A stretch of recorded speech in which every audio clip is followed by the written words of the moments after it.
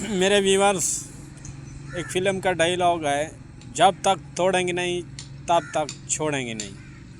यानी जब तक तुम लोग कामयाब नहीं होते उस वक्त तक लगे रहो लगे रहो।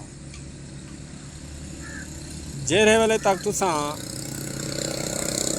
मंजिल मकसूद तक नहीं वे पहुँचते, उन वाले तक तुसा अपनी मेहनत जारी रखो।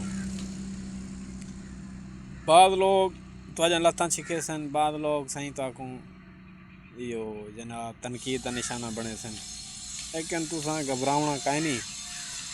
ते बकाया यार जेरे लोग परेशान बाहुआ नाल कुछ नहीं बनता। उठो कुछ करो, कुछ करन नाल ही कछा ना कछा बनदा यार। इवें फजूल सुता पिया रहना मेरे कने कुछ नहीं थींदा, मैं गरीब हाँ ना।